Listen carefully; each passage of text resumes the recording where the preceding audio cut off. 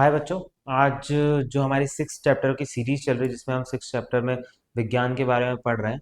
अब हम आगे पढ़ेंगे हमारा 9 चैप्टर जो है दैनिक जीवन में पृथक्करण विधियां, मतलब method of separation of everyday life. मतलब चीज़ें कैसे सेपरेट होती हैं, ठीक है। और हम इस चैप्टर में और विज्ञान के बारे में जानेंगे, ठीक है। और चीज़ें कैसे मतलब साइंस से कनेक्टेड है, वो सब चीज़ें समझेंगे। तो आइए ये चैप्टर स्टार्ट करते हैं, ठीक है। तो देखते हैं पहले क्या है। जिस प्रकार सूप द्वारा अनाज रख भूसे को उड़ा दिया जाता है, उसी प्रकार सज्जन व्यक्ति गुणों को धारण कर दोषी का परित्याग करता है। मल्ली व उसकी बहन वल्ली, ठीक है, दो बहनें थी, मल्ली और वल्ली, अपनी गर्मी की छुट्टियों को लेकर उत्साहित है। उनके माता पिता ने भारत के विभिन्न भागों में निवास कर रहे अपने मित्रों और रिश्तेदारों से मिलने की योजना बनाई। सदैव अपने मित्रों एवं रिश्तेदारों के संपर्क में रहते हैं। क्या आप भी अपने प्रयोजन के संपर्क में रहते हैं? क्या आप अपने फैमिली मेंबर के संपर्क में रहते हैं? हाँ, ऑफ कोर्स रहते हैं। उनका पहला पड़ाव हरियाणा। पहला पड़ाव क्या था? हरियाणा गए वो, जहां मल्ली और बल्ली ने नानी जी के घर, जिनका नानी जी का क्या है, उनका घर है हरियाणा में, क्या है, नानी जी का घर है। उनका घर बड़े बड़े खेतों से घिरा हुआ है। वे आंगन में जमा विभिन्न प्रकार के अनाजों की ढेरियां देखकर खुश हो गए, ठीक है। अनाज के क्या लगे थे? ढेर लगे थे। वो को देख के खुश हो गए। उनकी मामी जी और मामा जी समुदाय के अन्य सदस्यों के साथ अपने हाथों से चावल और गेहूं जैसे अनाजों से छोटे छोटे कंकड़ और भूसे अलग करने में व्यस्त हैं, ठीक है। किसमें से? गेहूं और चावल में से क्या निकाल रहे हैं? वो कंकड़ निकाल रहे हैं। मल्ली और भल्ली यह जानने के लिए उत्सुक है कि ऐसा क्यों किया जाता है, कि अब उनमें से क्या किया जाता है, कंकड़ पत्थर क्यों निकाले जाते हैं। उनकी नानी जी ने उनकी जिज्ञासा देखकर समझती है, हम इन कंकड़ों को इसलिए निकाल रहे हैं कि यह अनाज पकाने योग्य हो सके, ठीक है। जब क्या बताया उसकी नानी ने कि हम इसलिए कंकड़ निकाल रहे हैं कि किस लिए हो सके, वो अनाज खाने के लिए, है ना, बनाने के लिए, है ना, हो सके। तो क्योंकि अगर आप कंकड़ वाले पत्ता खाना थोड़ी खाते हो, आप साफ खाना खाते हो ना, इसीलिए। तो ये निकाल रहे हैं, देखो ये फोटोज में निकाल रहे हैं। वे घर के आसपास के क्षेत्रों में घूमते हैं और खेतों तथा मवेशियों को देखते हैं। उन्हें व्यस्त रखने के लिए नानी जी उन्हें आंखें बंद करके अनाज के छोटे कंकड़ चुनने की चुनौती देती है। अब उनकी नानी क्या कहती है उनसे? तो नानी उन्हें आंखें बंद करके अनाज के छोटे कंकड़ चुनने की चुनौती देती है। क्या क्या देती है? चुनौती देती है, चैलेंज देती है उन्हें कि आंखें बंद करके ये कर रहे हैं, अपने जो कंकड़ पत्थर है उसको निकाले, ठीक है, वो अनाज के। उसके बाद क्या होता है? किसी ठोस मिश्रण, ठोस यानी सॉलिड, मैं पिछले बार बता चुका, मिश्रण यानी मिक्सचर, ठीक है। वह पदार्थ जिसमें दो या दो से अधिक पदार्थ मेल होते हैं, जैसे कि गेहूं और चावल, ठीक है, में से हाथ द्वारा छोटे छोटे कंकड़ और भूसी अलग करने की प्रक्रिया हस्तचयन कहलाती है। मतलब जैसे ही अपन उस चीज को निकालते हैं, उसमें से क्या निकालते हैं, भूसी की प्रक्रिया हस्तचयन कहलाती है। हस्तचयन यानी क्या होता है? Hand picking. हैंड पिकिंग मतलब हाथ से क्या निकालते हैं वो लोग? कंकड़ पत्थर निकालते हैं, ठीक है। यह कणों को आकार, रंग और आकृति के अंतर के आधार पर किया जाता है। किसके आधार पर? आकार के, रंग के, आकृति के। अगर उसमें मान लो स्टोन है तो स्टोन भी दो तीन तरह के हो सकते हैं, ठीक है, मतलब पत्थर। अब भूसा हो तो कभी, ठीक है, या फिर और कोई दूसरा अनाज भी छोटा मोटा मिल गया हो चावल में या फिर गेहूं में, तो वो यदि पृथक किया जाने वाले कण कम कम मात्रा में है तो सहजता में उठाया जा सकता है। मतलब कम मात्रा में तो अच्छे से उठाया जा सकता है। तो हस्त चयन एक सुविधाजनक विधि सिद्ध हो सकती है, मतलब अच्छी विधि हो सकती है। दोपहर के भोजन में मल्ली और वल्ली ने गर्मा गर्म पुलाव परोसा जाता है। पुलाव खाते समय नानी जी देखती है कि मल्ली पुलाव में से साबुत काली मिर्च निकाल कर प्लेट में किनारे रख रहा है। वल्ली मजाक में कहती है, वाह, यह हस्त चयन की विधि है, अच्छी है ना। नानी जी उन्हें काली मिर्ची के लाभ बताती है और मल्ली को इसे भी खाने के लिए प्रोत्साहित करती है। आपने कभी ब्लैक काली मिर्च देखी है क्या? काली मिर्च को कहते हैं ब्लैक पेपर, ठीक है, क्या कहते हैं? Black pepper. कुछ नहीं होता है, गोल जैसी होती है वो, पूरी क्या होती है, काले कलर की होती है, ठीक है। और वो स्पाइसी होती है, तो उसको काली मिर्च कहा जाता है, जैसे खड़े मसाले में गिना जाता है। कुछ समय समय पश्चात उनके मामा जी उन्हें खेतों में ले जाते हैं, जहां वे काटे गए गेहूं की फूलों की गट्ठरों का अवलोकन करते हैं। मतलब गेहूं के वो पड़े हैं, ठीक है, गट्ठे, उनका क्या करते हैं, अवलोकन करते हैं। कुछ फूलों को धूप में सुखाने के लिए फैलाया गया है। कुछ फूलों को धूप में सुखाने के लिए फैलाया गया है। फूलों यानी होता है वो गेहूं के बंडल होते हैं, ठीक है। ये देखो, ये बंडल्स है ना गेहूं के। कुछ कुछ क्या होते हैं, कभी कभी गीले होते हैं, तो उनको सुखाने के लिए क्या करते हैं वो लोग, धूप में फैला देते हैं। और एक एक फूला उठाते हैं और उसमें लगे अनगिनत दाने देखते हैं। कुछ किसान फूलों को एक बड़े से लकड़ी के लट्ठे पर पीट रहे हैं, ये पीट रहे हैं, ठीक है। जिज्ञासावश वल्ली मामा जी से पूछती है, वह ऐसा क्यों कर रहे हैं, कि वो उस पे क्यों पीट रहे हैं, ठीक है। आप समझते हैं क्यों पीट रहे हैं, मामा जी समझाते हैं, वे दाने पृथक करने के लिए फूलों को पीट रहे हैं। मतलब दाने निकालने के लिए, गेहूं के दाने निकालने के लिए क्या कर रहे हैं, पीट रहे हैं। फूलों से दाने पृथक करने की यह प्रक्रिया थ्रेशिंग कहलाती है। क्या कहते हैं उसको, क्या कहते हैं, थ्रेशिंग कहते हैं। किसान कड़ी मेहनत करते हुए अपने काम का आनंद लेते हैं। समय समय पर वे अपना कार्य करते हुए लय में लोकगीत भी गाते हैं। लोकगीत यानी अपना गीत गाते हैं बेसिकली, ठीक है। एंजॉय करते हैं उस चीज को फार्मर्स, ठीक है, अपनी खेती को, अपनी चीजों को क्या करते हैं, एंजॉय करते हैं। अनाज के पृथक किए गए दाने भूसे की ढेरियां में मिल जाते हैं, ठीक है। जो दाने होते हैं क्या हो, अनाज के पृथक किए गए दाने भूसे की ढेरियों से मिल जाते हैं। जो दाने रहते हैं ना, वो भूसे की जो ढेरियां होती है, ठीक है, उसमें कभी कभी मिल जाते हैं। और ये जो अब क्या करते हैं, वो गाना गाते हैं। गाना कौन सा गाते हैं, वो खुद के रीजन का गाना गाते हैं। जैसे कि हर एक स्टेट का अपना एक खुद का कुछ सॉन्ग्स होते होंगे जो उन्हीं की भाषा में होते होंगे, वैसे सॉन्ग्स वो गाते गाते ये काम करते हैं। और फार्मर्स क्या करते हैं, इस चीज को एंजॉय करते हैं। वल्ली फुसफुसाते हुए मल्ली से कहती है, वल्ली फुसफुसाते हुए मल्ली से कहती है, क्या किसान इतनी सारी भूसी में से अनाज निकालने के लिए हाथ से छाटेंगे। मतलब भूसी जो होती है वो घास जैसी कह सकते हो आप, ऐसी पतली पतली होती है, ठीक है, बहुत हल्की होती है, ठीक है। तो वल्ली कहती है कि क्या ये हाथ से निकालेंगे। वह सोचती है किसानों को इन्हें पृथक करने में कितना समय लगेगा, क्योंकि बहुत समय लगेगा ना, बहुत सारे अनाजों में कभी आपने देखा होगा छोटे छोटे भूसे मिले रहते हैं, तो कितना टाइम लगता है, बहुत टाइम लगेगा उन्हें। आइए वल्ली द्वारा उठाए गए प्रश्नों के उत्तर जानने के लिए क्रियाकलाप करें। मतलब इसका आंसर जानने के लिए क्या करते हैं, एक्टिविटी करते हैं।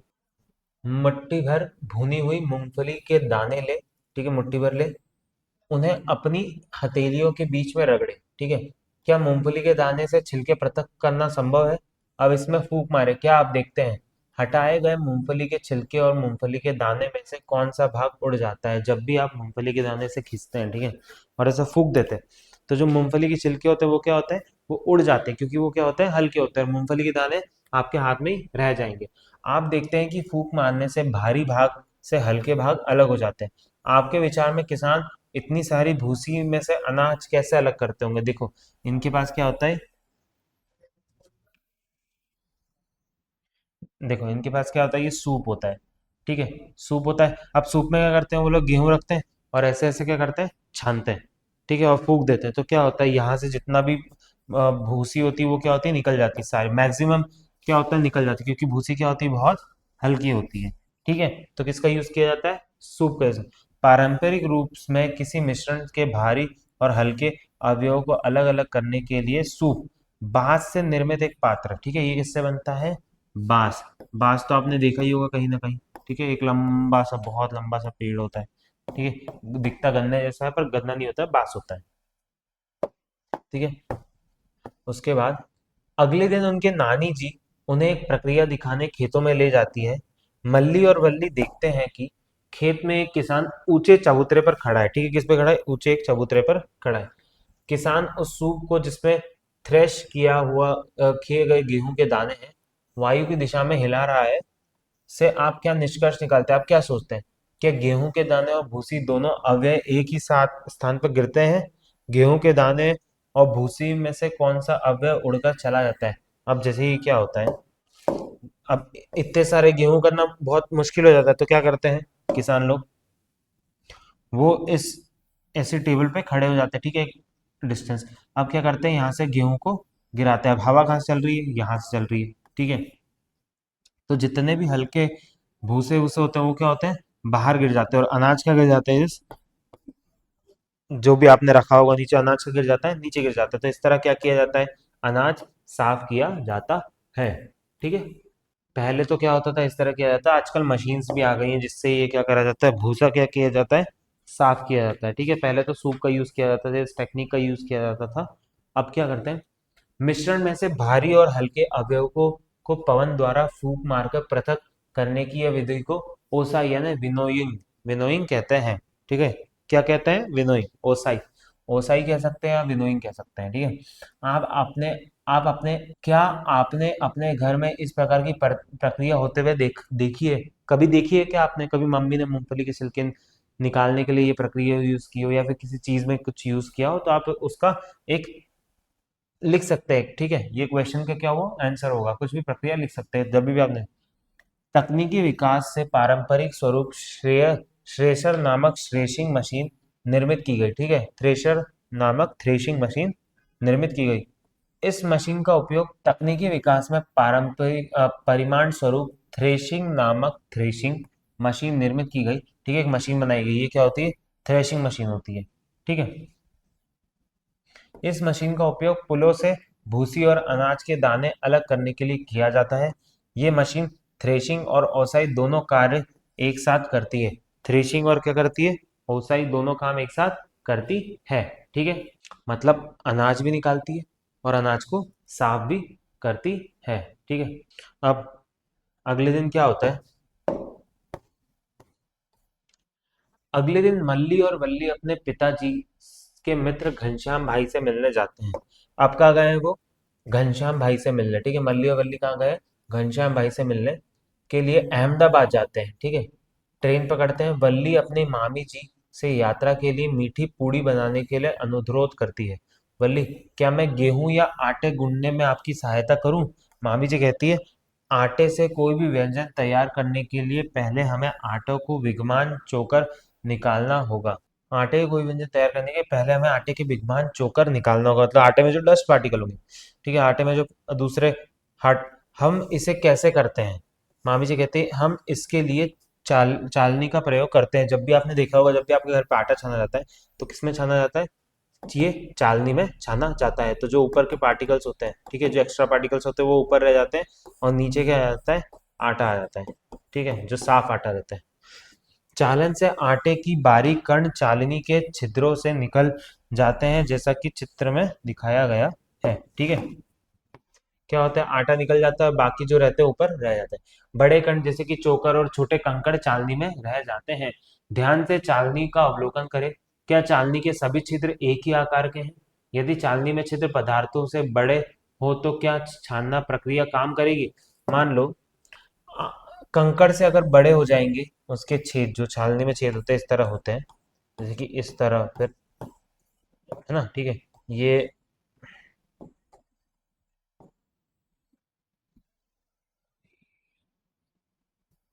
इस प्रकार होती है छलनी, ठीक है। उसके जितने भी ये होल्स होते हैं, सब क्या होते हैं, बराबर शेप के होते हैं। क्या होते हैं, बराबर शेप के होते हैं। वरना क्या होगा, अगर कोई बड़ा कोई छोटा होगा तो कहीं से कंकड़ निकल जाएगा, कहीं से निकलेगा, ठीक है। और इतने छोटे होते हैं कि वहां से कंकड़ और चालन बाहर ना आ सके, ठीक है, सॉरी, वहां से कंकड़ और चोकर बाहर ना आ सके।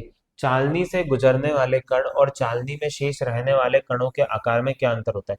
जब दो या दो से अधिक ठोस पदार्थों के मिश्रण के अवयवों के कणों के आकार भिन्न होते हैं, तब चालन की विधि का उपयोग किया जाता है, ठीक है। मान लो दो तुम्हारे पास पार्ट है, मान लो गेहूं में कुछ कंकड़ आ गया, कुछ भूस आ गई, तो गेहूं छानने के लिए अलग एक छलनी ली जाती है, कुछ और पार्टिकल छानने के लिए कुछ और ली जाती है। तो इस तरह जब भी आप कभी देखेंगे अपने घर पे, आपने छलनी देखी होगी, ठीक है। अहमदाबाद पहुंचने पर वे घनश्याम भाई साथ साबरमती आश्रम जाते हैं, ठीक है। कहाँ जाते हैं, साबरमती आश्रम, जहां वे नमक सत्याग्रह यानी दांडी यात्रा के बारे में जानते हैं, ठीक है। कौन सा, क्या नमक सत्याग्रह, ये किसने किया था, ये हमारे गांधी जी ने ये सत्याग्रह चलाया था। अब क्यों चलाया था, हमें साबरमती आश्रम किस लिए प्रसिद्ध है? दांडी यात्रा का एक पोस्टर बनाने और चर्चा करे इस यात्रा आयोजन क्यों किया गया था? ठीक है, तो साबरमती आश्रम में क्या है? नमक जो दांडी मार्च है, ठीक है, सत्याग्रह के बारे में जानते हैं। तो दांडी मार्च क्या होता है? अब नमक सत्याग्रह क्या था? क्या हुआ था? जो अब हमें पता है कि पहले क्या अंग्रेज राज करते थे, हम पहले ब्रिटिश गवर्नमेंट, ठीक है, अंग्रेज हमारे पे हम पे राज करते थे, तो वो क्या करते थे, हम जो सॉल्ट खाते थे, नमक खाते थे, ठीक है, उस पे भी क्या लगता था, हमें टैक्स लगाते थे, वो भी बहुत हाई प्राइस में, ठीक है। और हमें हर किसी को सॉल्ट जो था, टैक्स, ये अवेलेबल था भी नहीं। तो गांधी जी ने क्या करा था? सत्याग्रह करा था, यानी अनशन जैसे ये एक मुहिम चलाई थी, जिस वजह से क्या हुआ था, ये ये नमक का जो भी ये दांडी मार्च क्या होती कंप्लीट हो पाई थी, जिस वजह से सॉल्ट पे जो टैक्स लगता था हमको, उससे हमें गांधी जी ने बचाया था, यानी उस टैक्स को हटाने का प्रयास किया था। मल्ली पूछती है नमक कहाँ से प्राप्त होता है, ठीक है। अब आपके घर में भी नमक होगा, आप सोचते हो कि नमक कहाँ से प्राप्त होता है? समुद्र जल से। घनश्याम भाई उत्तर देते हैं कहाँ से प्राप्त होता है? समुद्र जल से, क्योंकि समुद्र क्या हो रहा है, बहुत खारा होता है। तो अब पता करते हैं कि ऐसा क्यों होता है। समुद्री जल पानी में घुले विभिन्न लवणों एवं अन्य पदार्थों का मिश्रण है, ठीक है, बहुत सारे कणों का मिश्रण है, बहुत सारे मॉलिक्यूल्स का मिश्रण है। नमक प्राप्त करने के लिए समुद्र का जल उथले गड्ढों में रखा जाता है, ठीक है, उथले गड्ढों में, यानी ऐसे गड्ढों में रखा जाता रखा जाता है। और जहां यह धूप और वायु के संपर्क में आता है, जहां पे क्या लग सकती है, इसे धूप और वायु लग सकती है, कुछ दिनों में जल पूरी तरह वाष्पित हो जाता है, ठीक है, इवापोरेट हो जाता है, ठीक है, हो जाता है, और ठोस नमक शेष रह जाता है। कौन सा नमक शेष रह जाता है? ठोस। फिर लवण के इस मिश्रण का शोधन कर साधारण नमक प्राप्त किया जाता है, ठीक है। फिर क्या करा जाता है इसको? फिर लवण के इस मिश्रण को शोधन करके प्राप्त किया जाता है। शोधन यानी होता है प्यूरिफिकेशन, ठीक है। प्यूरिफिकेशन के बाद क्या करा जाता है? जो ये है, इसको प्राप्त करा जाता है, ठीक है, नमक को। इसीलिए हम इतनी दूर से नमक मिलता है। आइए हम स्वतंत्र क्रियाकलाप, स्वयं क्रियाकलाप करके पता लगाएं कि नमक के विलयन से नमक को कैसे अलग कर सकते हैं, ठीक है, मतलब नमक के सॉल्यूशन से नमक को कैसे अलग कर सकते हैं, ठीक है। एक कटोरी में या कोई पात्र लें और उसे जल में आधा भरें, ठीक है, उसमें 2 या 3 चम्मच नमक डालें, तब तक हिलाते रहें जब तक वह घुल के विलयन ना बन जाए, यानी क्या ना बन जाए, कोई सॉल्यूशन ना बन जाए, ठीक है, सॉल्यूबल सॉल्यूशन, सॉल्यूबल है ना, पूरा घुल जाना। एक काले और गहरे रंग का एक मोटा कागज का टुकड़ा लें और उस पर नमक के इस विलयन के कुछ बूंदे डालें, ठीक है, काले, और उस पर क्या डालना है? नमक की कुछ बूंदे डालनी है। आप इस नमक के विलयन के कागज पर अपनी पसंद की कोई भी कलाकृति बना सकते हैं। इसे सूखने दें और अवलोकन करें, ठीक है। क्या आपको कागज का कुछ धब्बे दिखाई देते हैं? जैसे कि क्या होता है, देखो ये पहले था, सूखने के बाद कैसा हो जाता है ये, ठीक है, ये इस तरह नमक ये दिखने लगता है, क्योंकि अपन ने क्या मिलाया था? सॉल्ट मिलाया था। कागज छूकर अपने नमक की उपस्थिति महसूस कर सकते हैं। पानी कहाँ लुप्त हो गया? जल की विविध अवस्थाओं की यात्रा नामक अध्याय में हम स्मरण कर चुके हैं, हम पढ़ चुके हैं कि वाटर क्या होता है, कुछ टाइम बाद क्या होता है, इवापोरेट हो जाता है। तो वो क्या होगा? इवापोरेट हो गया, ठीक है, वाष्पित हो गया। समग्र स्वास्थ्य और चिकित्सा पारंपरिक भाई, समग्र स्वास्थ्य और चिकित्सा की पारंपरिक भारतीय प्रणाली आयुर्वेदिक में उपचार के लिए जड़ी बूटियों या पौधों के भागों का उपयोग, जड़ी बूटियों या किसका, जड़ी बूटियों या पौधों के भागों का उपयोग करने की सलाह दी जाती है। मतलब किसका उपयोग करा जाता है? जड़ी बूटियों या पौधों का। इन सामग्रियों जैसे विभिन्न औषधीय पौधों की जड़ें, पत्तियां, फूल को छाया में सुखाते हैं। इस प्रकार में अधिकांश जल का वाष्पित हो जाता है। इस प्रक्रिया में अधिक्य जल का वाष्पित हो जाता है, जिससे औषधि का महत्वपूर्ण भाग शेष रहता है, ठीक है।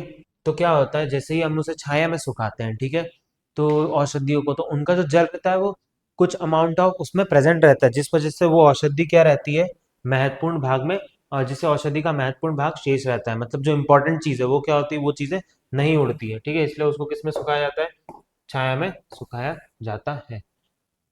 यह क्रियाकलाप शिक्षक द्वारा प्रदर्शित किया जा सकता है, ठीक है। यहाँ पे कुछ दे के रखा है। जब भी आप एक्सपेरिमेंट लैब में जाएंगे तो आपको दिखेगा एक बर्नर, ठीक है, इसे बर्नर कहते हैं। ये होती है तार की जाली, इसको कहते हैं चीनी मिट्टी की डिश, है ना, या फिर चाइना डिश कहते हैं इसको, है ना। एक चीनी मिट्टी की डिश के कुछ नमक का विलयन लें। यदि चीनी मिट्टी की डिश उपलब्ध नहीं है तो किसी अन्य उपयुक्त पात्र का उपयोग किया जाए। चीनी मतलब वो चीनी नहीं है, ठीक है, चीनी एक मिट्टी समझ लो, चीनी मिट्टी होती है, ठीक है, चीनी मिट्टी है। उपयुक्त पात्र का उपयोग किया जा सकता है, ठीक है। क्या करना है, नमक का पानी लेना है इसमें। अब क्या करना है आगे, इसे गर्म करें और जल उबलकर उड़ जाने दे, जैसे कि चित्र में दर्शाया गया है। चीनी मिट्टी की डिश को ठंडा होने दे। क्या देखते हैं, चीनी मिट्टी की डिश में क्या शेष बचा, क्या आपको नमक पुनः प्राप्त हुआ। आप चीनी मिट्टी की डिश में नमक की उपस्थिति को अपनी उंगलियों से रगड़कर महसूस कर सकते हैं। आप क्या करेंगे, जब भी आप अपनी लैब में जाएंगे, एक्सपेरिमेंट ट्राई करेंगे, चीनी मिट्टी लेंगे, उसमें नमक वाला पानी डालेंगे, सॉल्यूशन, उसको नमक को पूरा इवापोरेट होने देंगे, क्योंकि हम पिछले चैप्टर में पढ़ चुके, जितनी ज़्यादा हम हीट देते हैं उतनी ज़्यादा क्या होता है, वाटर इवापोरेट होता है, यानी वाष्पित होता है। उड़ जाने देंगे। उसके कुछ टाइम बाद आप देखेंगे कि वहां पे क्या होगा, आपको नमक की उपस्थिति दिखाई देगी, ठीक है, वो चाइना डिश के अंदर। क्या कोई ऐसी विधि है जिसमें मैं नमक और जल दोनों प्राप्त कर सकता हूँ, मतलब नमक और जल दोनों। अब समय आ गया है कि मल्ली और वल्ली दक्षिण भारत में पुंडुचेरी में रहने वाले दादाजी और दादी जी से मिलने जाए, ठीक है, किससे, पुंडुचेरी में मिलने रहने वाले दादा और दादी जी अपने पुराने पड़ोसी मित्र बालन से मिलने के लिए उत्साहित हैं। पुंडुचेरी पहुंचने के बाद वे बीते समय की बातें याद करने लगते हैं और उन्हें पता नहीं चलता कि शाम हो गई और दादा दादी जी चाय का समय हो गया है। दादी जी, मैं आपके लिए चाय बनाता हूँ। बच्चे कहते हैं, हम भी आपकी सहायता करेंगे। चाय बनाते समय दादाजी ने एक कप चाय बनाने की विधि के विषय में कुछ सुझाव दिए। बालन, चाय बनाने के बाद अपने चाय पत्ती को कैसे पृथक करें, मतलब कैसे अलग करते हैं, किससे अलग करते हैं, चाय छलनी से, ठीक है। दादाजी, चालनी के द्वारा आप जानते हैं कि यदि हमारे पास चालनी नहीं तो भी हम अधिकांश चाय की पत्तियां को अलग कर सकते हैं। वल्ली, यह कैसे। तो दादाजी बोलते हैं, चाय वाले बर्तन पर कुछ समय के लिए स्थिर छोड़ दो और फिर चाय को धीरे धीरे कप में उड़ेल दो। अरे हाँ, तब चाय की पत्तियां नीचे रह जाएंगी, ठीक है। क्या होता है, मान लो अब उन्होंने बोला चाय की पत्ती थोड़ी देर के लिए चाय छोड़ दो, तो चाय की जो पत्तियां रहेंगी वो कहाँ आ जाएंगी, नीचे आ जाएंगी। तो आप धीरे से क्या कर सकते हो, चाय जो है वो क्या कर सकते हो, कप में छान सकते हो, ऐसा आइडिया बताया। किसी द्रव के तल पर भारी अघुलनशील अवयव के जमा हो जाने की प्रक्रिया को अवसादन या सेडिमेंटेशन कहते हैं। किसी द्रव के तल पर भारी अघुलनशील अवयव के जमा होने पे, मतलब भारी मॉलिक्यूल्स नीचे जमा होने पे, उसको क्या कहते हैं, अवसादन यानी सेडिमेंटेशन कहते हैं, ठीक है। जब भी जमा हो जाती है, जैसे कि मान लो रेती है, कुछ टाइम बाद रेती जमा हो जाती है, तो वो प्रोसेस क्या होती है, सेडिमेंटेशन। जब अपन पानी में रेती डालते हैं तो वो नीचे जमा हो जाती है, तो उसको कहते हैं सेडिमेंट। जब बर्तन का तिरछा कर जल को निकालने लिया जाता है तो यह प्रक्रिया डी डिकेंटेशन कहलाती है। मतलब जब हम क्या करते हैं, जैसे जो भी बर्तन रहता है उसको थोड़ा टेढ़ा करके जो पानी उसमें जो उसमें से निकालते हैं, ठीक है, उसके क्या कहते हैं, डिकेंटेशन, ठीक है। जैसे कि कभी कभी हाथ का प्रयोग किया जाता है, चावल साफ करने के लिए हम हाथ रखते हैं, उसमें से धीरे धीरे पानी निकालते हैं और जो कुछ एक्स्ट्रा चावल आते हैं वो क्या आ जाते हैं, हाथ में आ जाते हैं, फिर अपन उसमें वापस डाल देते हैं। कभी आपने देखा होगा कि आपकी मम्मी ऐसे चावल साफ करती है।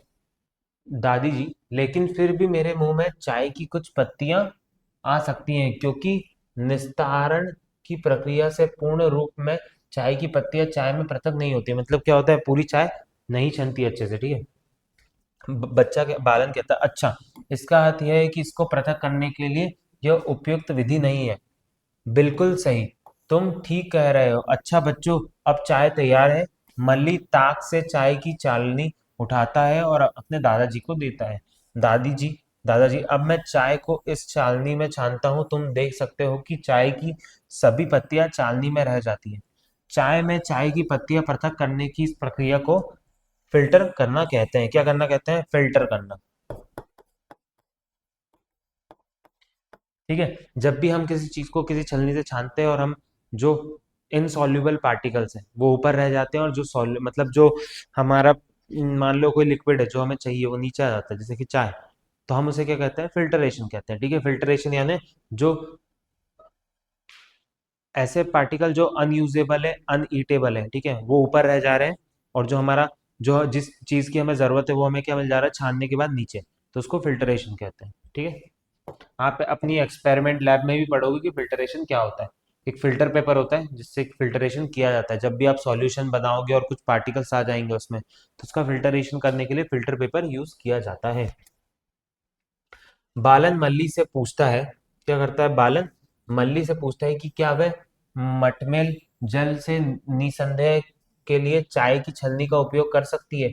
आओ हम यह स्वयं इसका पता लगाएं दादी जी। साथ ही मटमेले जल के कपड़े के एक टुकड़े से भी छानने का प्रयास कीजिए और अंतर देखिए। हम कपड़े का टुकड़ा क्यों उपयोग करना चाहिए दादी जी? कपड़े के टुकड़े की बुनाई के धागे में बीच में छोटे छोटे छिद्र और रंध्र होते हैं, मतलब छोटे छोटे छेद होते हैं, बहुत छोटे छोटे, ठीक है। कपड़ों के इन छिद्रों का उपयोग छानने के लिए किया जा सकता है। प्राचीन काल में भी लोग इस पद्धति को अपनाया था, ठीक है। पहले भी क्या करते थे लोग, कपड़े से ही छानना करते थे जब छलनी नहीं थी। स्वच्छ जल पाने के लिए मुझे कपड़े की कितनी परतों का उपयोग करना होगा, ठीक है, ये सोचती है, ठीक है, मल्ली।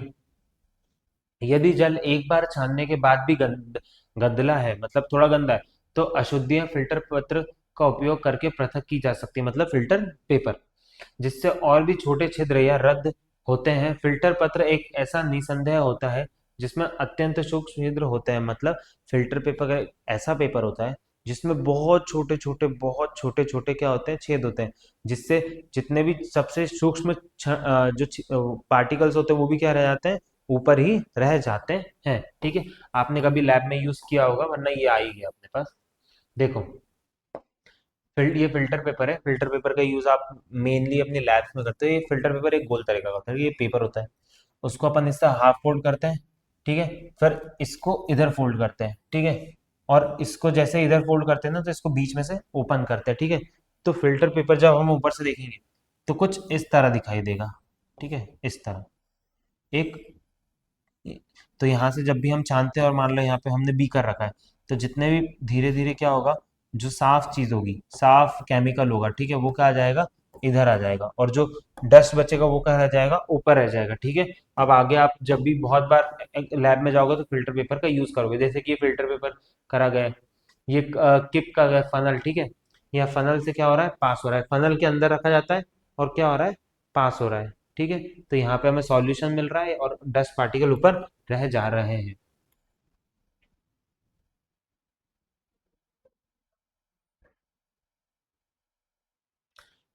फिल्टर पत्र के अतिरिक्त कपास, कपास यानी ऑफकोर्स कॉटन, चारकोल, रेत इत्यादि अनेक सामग्रियों का उपयोग निसंदेह के रूप में किया जा सकता है।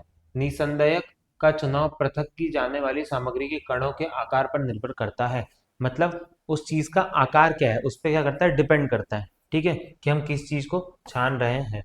अब चाय को हम फिल्टर पेपर से तो नहीं छानेंगे, क्योंकि उसके पार्टिकल्स क्या होते हैं, चाय पत्ती के बड़े, तो हम उसे किससे जानते हैं, छलनी से। वैसे ही जब हम गेहूं के जो छलनी यूज करते हैं, ठीक है, आटे की छलनी, तो उसके छेद और बड़े होते हैं, ठीक है, चाय की छलनी से, क्योंकि वहां के जो पार्टिकल्स है वो अलग है, ठीक है, या फिर गेहूं की जो छलनी है। बल्ली अपनी दादी जी के साथ प्रकृति की सैर पर जाती है, ठीक है, और एक तालाब में से थोड़ा जल एक पात्र में एकत्रित करती है। उस जल के कुछ अवांछित पदार्थ दिखाई देते हैं। कम लागत में सामग्री का उपयोग करके जल की निसंदेह के लिए कार्यकारी मॉडल योजना बनाए, ठीक है। इसे कैसे आप साफ कर सकते हैं। टी बैग, चाय की पत्ती की थैली, पहले रेशम जैसे मुलायम कपड़ों से बनाई जाती थी, क्योंकि ये चाय की पत्ती को रोक लेती थी और जल इनके आर पार निकल जा सकता था। रेशम मजबूत होने के कारण गर्म जल के संपर्क में फटता नहीं था। बाद में लोगों ने रेशम की जाल अथवा मलमल के कपड़े का उपयोग करने लगे, अतः उन्होंने फिल्टर पत्र का प्रयोग करना आरंभ कर दिया, जिससे आजकल अधिकांश टी बैग बनाए जाते हैं। अब किससे बनाए जाते हैं, फिल्टर बैग से बनाए जाते हैं, पहले रेशम के कपड़ों से बनाए जाते थे, ठीक है। अब ये कहाँ गए, मछली पकड़ने गए हैं मल्ली और वल्ली। अब देखते हैं क्या क्या उनको दिखाई देता है, क्या वो इस इधर क्या सीख पाते हैं वो, ठीक है। जब भी आप सैर करते हैं, जब भी आप किसी ट्रिप पे जाते हैं, तो आपको क्या नए नए एक्सपीरियंस करने को मिलते हैं।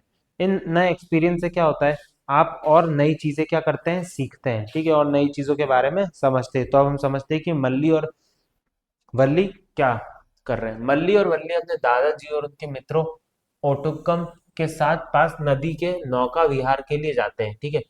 ओटंकुम एक मछुआरा है। जैसे वह मछली पकड़ने का जाल डालते हैं तो पानी जाल से बाहर आ जाता है, ठीक है। पहली बात, मछलियों को पकड़ना नहीं चाहिए। वैदिक विज्ञान हमें क्या सिखाता है कि हमें मछलियों को नहीं पकड़ना चाहिए, हमें उन्हें नहीं खाना चाहिए। मछलियां क्या करती हैं? पानी साफ रखती हैं, ठीक है। मछलियों को खाना या उन्हें पकड़ना क्या है, हम हम पे क्या चढ़ता है? दोष चढ़ता है, ठीक है। इसीलिए हमें ये सब नहीं करना चाहिए। वो हमारे पर्यावरण को क्या करती है? सुरक्षित रखती है। अगर ईश्वर ने किसी चीज की संरचना की है तो वो किसी कार्य स्वरूप ही की होगी।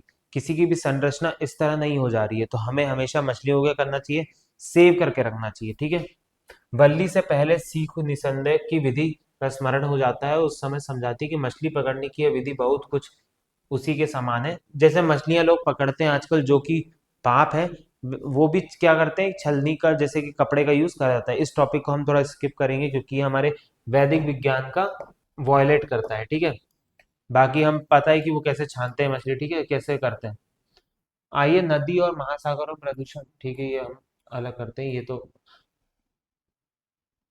आपने घर में कटोरे में रखा हुआ दूध फट गया है। अपने माता पिता के साथ चर्चा कर लीजिए कि आप किस प्रकार उपयोग कर सकते हैं इस प्रक्रिया के। आप पृथक कर किस विधि का प्रयोग करेंगे, ठीक है। अब क्या हुआ, कभी कभी क्या होता है, दूध फट जाता है। दूध फटने के बाद क्या होता है, कुछ कुछ ऐसे ऐसे अलग अलग दूध अलग हो जाता है और पानी अलग हो जाता है, ठीक है।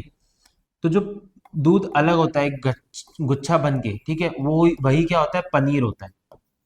अब उसको क्या करते हैं हम? उसको हम किसी एक छलनी से छान सकते हैं, ठीक है, पानी को निकाल सकते हैं। पानी अलग हो जाएगा और ये क्या हो जाएगा? पनीर क्या हो जाएगा? अलग हो जाएगा। और पनीर को हम क्या करेंगे? एक रेफ्रिजरेटर में क्या कर देंगे? पैक कर देंगे। उसकी क्या कर देंगे? सब्जी बना सकते हैं, क्योंकि पनीर भी क्या करते हैं हम? खाते हैं, ठीक है। तो वो क्या होता है? पनीर होता है। जब भी आप दूध फट जाता है उसके बाद जो मिलता है हमें।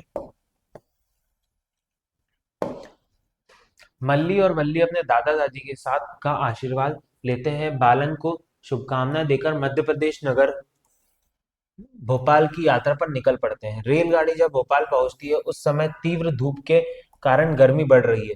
वे मौसम के घर की ओर जाते हैं मौसी के घर की ओर जाते हैं। एक ढाबे में छाछ पीते हैं। मल्ली ढाबे की द्वारा पर लटकी बड़ी सी पेंटिंग के बारे में दुकानदार से पूछती है और दुकानदार बताता है कि चित्र के घेरों में एक बड़ी मथनी में दही मथकर मक्खन प्राप्त किया जाता है, जिसे मथना कहते हैं, ठीक है। ये औरत क्या कर रही है? इधर क्या कर रही है? मथ रही है, जिससे क्या मिलता है हमें? मक्खन मिलता है, ठीक है। मक्खन और क्या मिलता है? छाछ मिलता है इससे। छाछ होता है, देखो, जैसे ही हम इसे मथते हैं तो क्या निकलता है? मक्खन अलग निकल जाता है, जो बहुत पनीर जैसा रफ रफ होता है, ठीक है। और छाछ अलग निकल जाती है जो पानी जैसी होती है, ठीक है। तो छाछ और मक्खन क्या हो जाता है? अलग। इस प्रक्रिया से मक्खन हल्का होने के कारण ऊपर तैरता है। मक्खन क्या होता है? ऊपर तैरता है हल्का होने के कारण। और जो छाछ है वो नीचे रह जाती है, क्योंकि छाछ क्या होती है? पानी होती है, मक्खन, ठीक है, पानी जैसी होती है, पानी नहीं होती है। क्या आप रसोई घर में किसी एक उपकरण का नाम बता सकते हैं कि जो बिजली से चलता है? ऑफ कोर्स बहुत सारे उपकरण आजकल यूज होते हैं और छाछ तैयार करने के लिए प्रयोग में लाया जा सकता है। ऑफ कोर्स आजकल तो बहुत सारी चीजें ऐसी हो गई है जिससे हम करके इलेक्ट्रिक कुछ आ गए हैं, जिससे हम मिक्सर हो गया, फिर और भी चीज हो गई जिससे हम क्या कर सकते हैं? छाछ और मक्खन अलग अलग कर सकते हैं। मौसी के घर पर उनका प्रवास आनंदमय रहा और वे घर लौटने पर अपनी सभी स्मृतियां अपने मित्रों के साथ साझा करने के लिए उत्सुक हैं।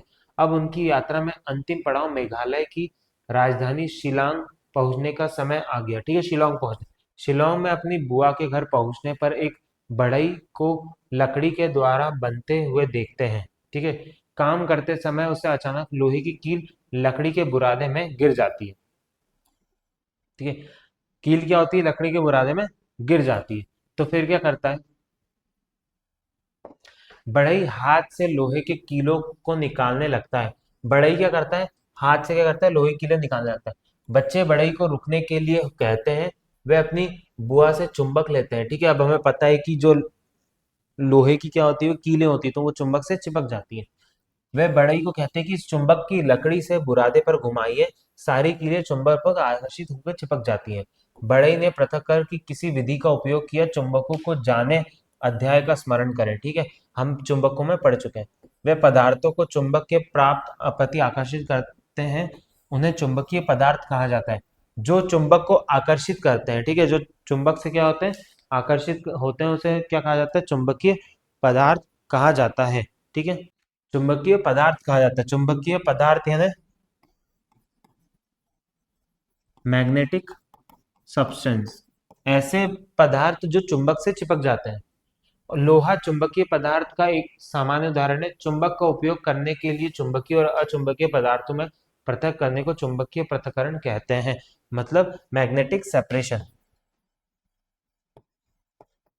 मतलब जैसे कि जो चुंबक से चिपक जाते हैं वो क्या होता है, लोहा होता है। ठीक है, और भी चीजों पर, जैसे कि रबड़ हो गया, लकड़ी हो गई, ये सब क्या होता है, नहीं चिपकता है। तो चुंबक से क्या नहीं चिपकता है और क्या चिपकता है, इसको देखने के लिए जो प्रोसेस यूज की जाती है वो कहती है मैग्नेटिक सेपरेशन।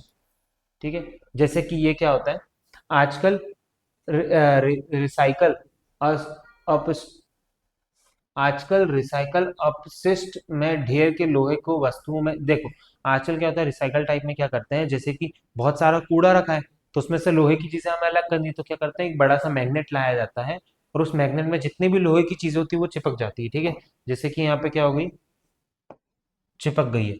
ठीक है, ये मैग्नेटिक सेपरेशन कर रहे हैं, तो ये चिपक गई है, और जितने भी दूसरे जो पार्टिकल, जो मैग्नेट, जो लोहा नहीं, वो क्या रह जाता है, नीचे रह जाता है, क्योंकि इन्हीं लोहों से क्या होता है, और चीजें बनाई जाती है। ठीक है, जैसे कि और इनको डिसमेंटल करके और अलग अलग लोहे प्राप्त किए जाते हैं, इनको गर्म करके। वो अपने आगे के चैप्टरों में और आप पढ़ेंगे जब आप और चीजों के बारे में समझेंगे। मल्ली और वल्ली छुट्टियां आनंदमय रही, उनकी यह मनोरंजन भारत की यात्रा उन्हें स्मृति में सदा रहेगी। उन्होंने न केवल भारत के विभिन्न क्षेत्रों जानने का आनंद लिया, बल्कि पदार्थों के पृथक करने की विभिन्न विधियों को ज्ञात किया।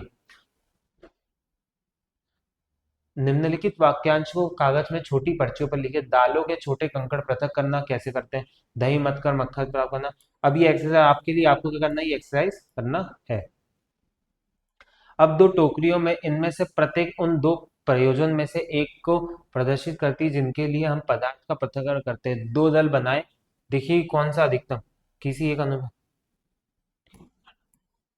ठीक है, अब हम आ गए हैं इसके सारांश पे। हम सारांश देख लेते हैं कि इसका सारांश क्या है।